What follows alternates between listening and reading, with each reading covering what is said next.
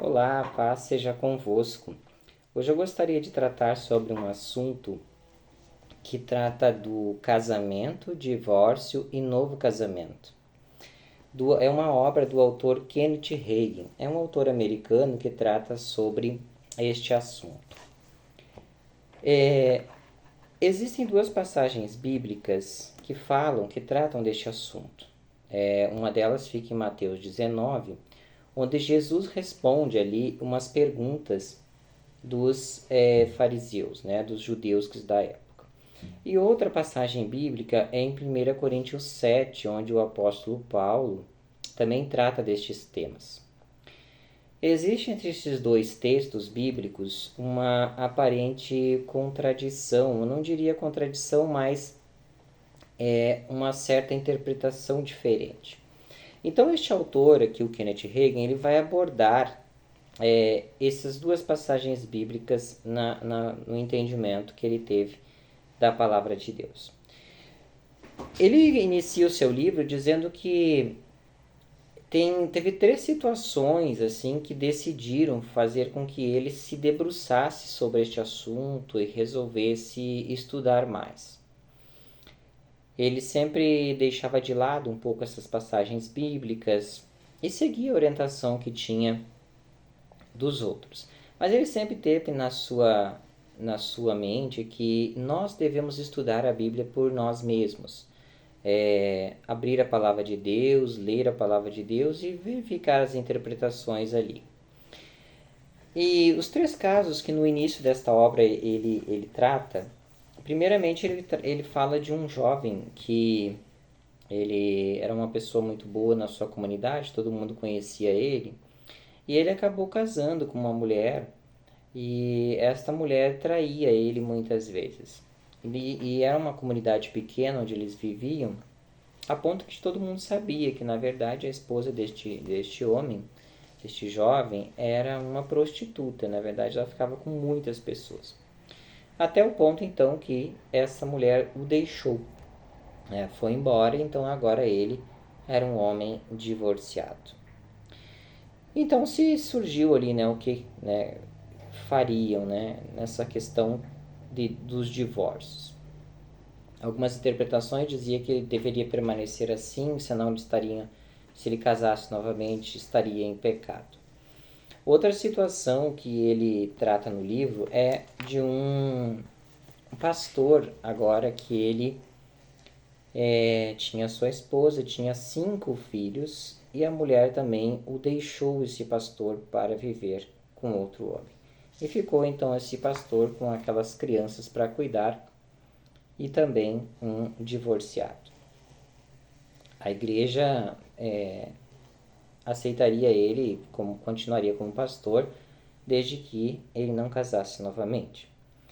No entanto, uma outra situação, tudo isso, o Kenneth Hagin, ele retrata que todas as situações pareciam, de certa forma, estranhas para ele. A ponto que uma outra situação levou ele realmente a estudar a palavra, a ver o que realmente a Bíblia dizia sobre estes temas. Foi quando ele tinha uma irmã, tinha filhos, quando o seu cunhado abandona a sua irmã para viver com outras mulheres. Então, esse cunhado por diversas vezes havia traído a sua esposa, até o ponto que ele decidiu então ir embora e deixou ali a sua irmã, a irmã do Kenneth, com aquelas crianças para cuidar. Ele percebia então aquele sofrimento, né, da irmã pelo casamento, e agora essa irmã dele era uma divorciada. Depois acabou então ela casando de novo e arrumando um outro companheiro. Mas todas essas questões giram em torno das interpretações bíblicas acerca do divórcio, casamento, divórcio e novo casamento. Em que agora ele vai para as explicações bíblicas.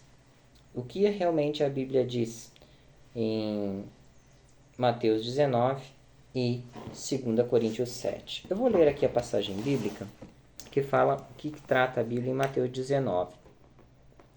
quando Jesus fala sobre o divórcio, quando se perguntaram a ele sobre o divórcio. Diz assim, então, o texto bíblico em Mateus 19, no versículo 1.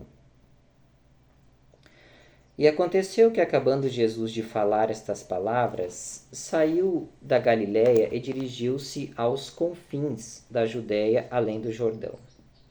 E seguiram-no grande multidão, e muitas pessoas curou ali. Então se aproximaram dele os fariseus para o tentar, lhe dizendo: É lícito ao homem repudiar a sua mulher por qualquer motivo?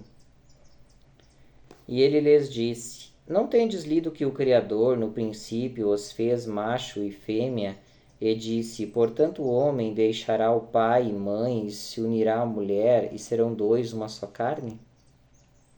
Assim não são mais dois, mas uma só carne. Portanto, o que Deus juntou, não separe o homem. Então lhes disseram: Por que Moisés mandou dar a carta de divórcio e repudiá-la? E disse-lhes ele: Pela dureza do vosso coração, Moisés vos permitiu repudiar a vossa mulher, mas no princípio não foi assim. Eu, porém, vos digo que qualquer que repudiar a sua mulher, não sendo por causa de prostituição, e se casar com outra, comete adultério, e o que se casar com a repudiada também comete adultério. Então Jesus aqui ele responde os fariseus sobre uma questão da interpretação da lei de Moisés. Quando Jesus trata deste texto, nós não podemos separar as palavras de Jesus do contexto em que elas estão inseridas. Os fariseus, que era o grupo ali de religiosos da época, chegam para Jesus e perguntam se era lícito ao homem repudiar, ou seja, se separar da mulher por qualquer motivo. Porque os judeus na época, quando Moisés deu a lei, Moisés permitiu a questão do divórcio em algumas situações. E os judeus interpretavam o seguinte: é possível que o homem se separe, dê a carta de divórcio para a mulher por qualquer motivo? Porque existiam duas linhas. Uma dizendo que era possível o homem separar da mulher por qualquer motivo, e outra dizia que somente em casos de prostituição, ou seja, adultério, era possível uma separação. Então eles chegam diante de Jesus com essa questão. Na verdade, eles falam para tentar Jesus, porque se Jesus seguisse uma das linhas, haviam dois grupos, né? Dois grupos de fariseus, de judeus. Uns defendiam uma linha, né, que era bem liberal, que eles poderiam se separar por qualquer motivo, e outra que era bem restrito, que somente para o caso de prostituição. Jesus foi muito sábio nesta, como sempre, né, nesta resposta. E Jesus responde no versículo 4, dizendo assim: Não tendes lido que o Criador no princípio os fez macho e fêmea, portanto o homem deixará a mãe e se unirá, o pai e mãe e se unirá à mulher, e serão dois uma só carne? Assim não são mais dois, mas uma só carne, porque o que Deus juntou, não separe o homem. Jesus está dizendo assim: olha, no princípio Deus criou vocês para que casassem, que o casamento fosse eterno, que não houvesse então uma separação. E estes homens então eles dizem: mas por que Moisés então mandou dar a carta de divórcio? Eles respondem, né? E Jesus responde no versículo 8: Pela dureza do vosso coração, Moisés vos permitiu repudiar a vossa mulher, mas no princípio não foi assim. Quer dizer, o divórcio foi reconhecido, Moisés escreveu na lei a possibilidade do divórcio por causa da dureza do coração deles, que as pessoas não conseguem às vezes se acertar. Mas Moisés trouxe o divórcio como um mal menor, mas não que fosse uma coisa boa e aconselhável, mas como um mal menor, né, para que houvesse então uma separação. E Jesus dá uma interpretação correta da lei agora no versículo 9. Eu, porém, vos digo que qualquer que repudiar a sua mulher, não sendo por causa de prostituição, e se casar com outra, comete adultério. E o que se casar com a repudiada, também comete adultério. Então Jesus dá a interpretação, olha, o único motivo correto, segundo a lei de Moisés, é a questão de prostituição, que seria uma abertura legal para que se houvesse a possibilidade do divórcio. Então, realmente é uma interpretação mais rígida, né, na verdade, mas Jesus estava interpretando a lei de Moisés.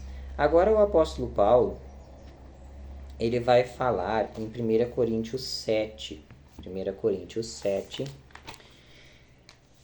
O apóstolo Paulo vai falar vários assuntos acerca do casamento também e divórcio. No versículo 7, 1 Coríntios 7, do versículo 10, eu vou ler aqui o que diz o texto bíblico. Todavia aos casados mando, não eu, mas o Senhor, que a mulher não se aparte do marido. Se, porém, se apartar, que fique sem casar ou que se reconcilie com seu marido, e que o marido não deixe sua mulher. Então o apóstolo começa dizendo assim, olha, aos casados mando eu, não o Senhor. Mando não eu, mas o Senhor, que a mulher não se aparte do marido. Paulo está dizendo assim, olha, a vontade de Deus é que o casamento permaneça e que os dois vivam ali a vida inteira. Essa é a vontade de Deus. Mas agora no versículo 12 diz assim, mas aos outros digo eu, não o Senhor. Se algum irmão tem mulher descrente e ela consente habitar com ele, não a deixe. E se alguma mulher tem marido descrente e ele consente habitar com ela, não o deixe. Porque o marido descrente é santificado pela mulher, e a mulher descrente é santificada pelo marido. De outra sorte, os vossos filhos seriam imundos, mas agora são santos. Então o apóstolo está dizendo de casamentos em que um dos cônjuges, né, às vezes a mulher, às vezes o marido, ela serve a Deus, ela aceitou Jesus Cristo, ela pertence à igreja, e o outro cônjuge não. Então ela vai ficar uma casa com um cônjuge servindo a Deus, né, e outro não. Mas o apóstolo está dizendo assim, olha, não se separem. Não se separem do seu esposo ou esposa por este motivo. Não há necessidade de separação. Ele diz, olha, não se separem, porque a vontade de Deus sempre é a preservação do casamento. No entanto, agora no versículo 15, Paulo diz o seguinte, mas se o descrente se apartar, aparte-se, pois nesse caso o irmão ou irmã não está sujeito à servidão, mas Deus nos chamou-nos para a paz.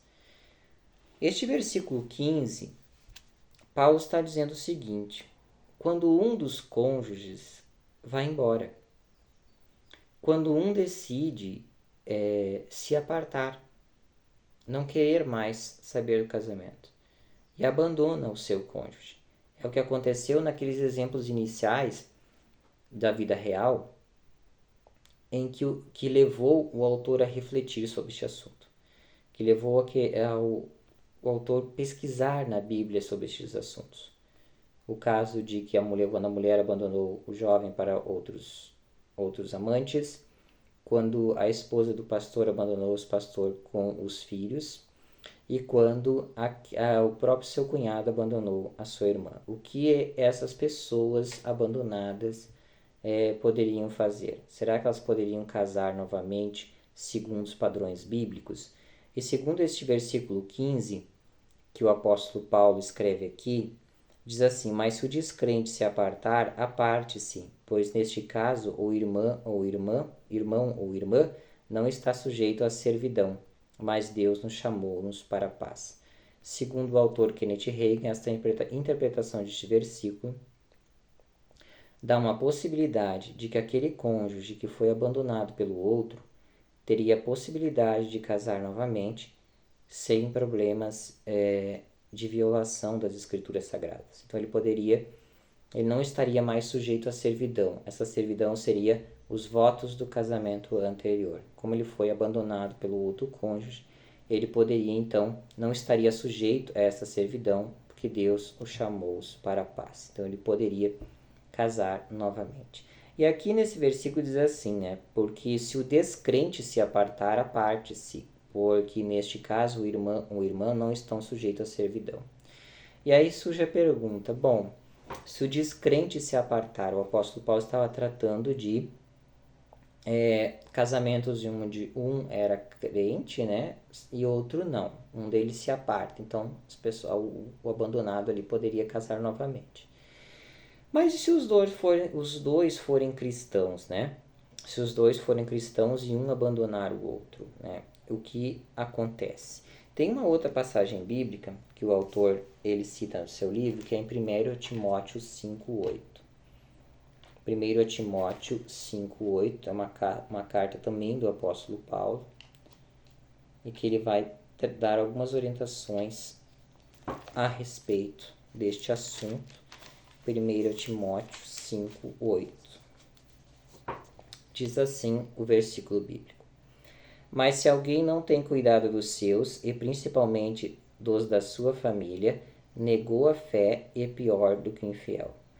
Então este versículo está dizendo que se alguém não tem cuidado dos seus, e principalmente os da sua família, negou a fé e é pior do que o infiel.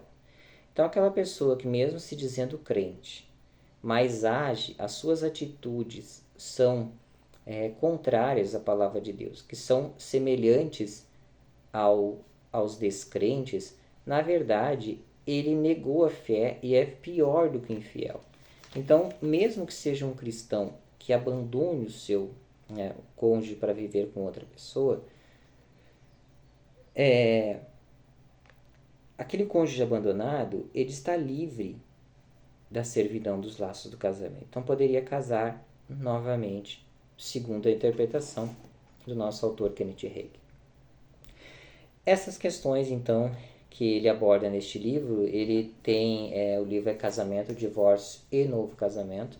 Tem outros assuntos que ele fala depois sobre a vida no lar, como poderiam se ajustar, né, arrumar algumas coisas ali para que não chegasse a esse ponto de um divórcio, né? A Bíblia, ela desaconselha, na verdade, o divórcio, como Jesus disse, olha, no princípio não foi assim. No princípio foi que Deus se unisse à mulher e vivessem ali um casamento feliz, mas, infelizmente, no meio do trajeto da carreira, né, na nossa história, existem estes problemas, os problemas do divórcio. E nessas passagens bíblicas que nós lemos, Mateus 19 e 1 Coríntios 7, estes assuntos tratam bastante sobre estes temas. Por hoje ficamos por aqui, e em uma outra oportunidade, se Deus nos permitir, daremos o comentário de uma outra obra, né, um outro livro, um outro texto bíblico, né, e comentário destes autores. Que Deus abençoe a sua vida e que sirva estes comentários, né, de livros para que nós possamos estudar a palavra de Deus por nós mesmos, né? Abrir a palavra, ver se realmente são assim estas coisas e ter aquela vontade de conhecer a Deus, de buscar a Deus, de ter uma comunhão com o Altíssimo. Então, que Deus abençoe a sua vida.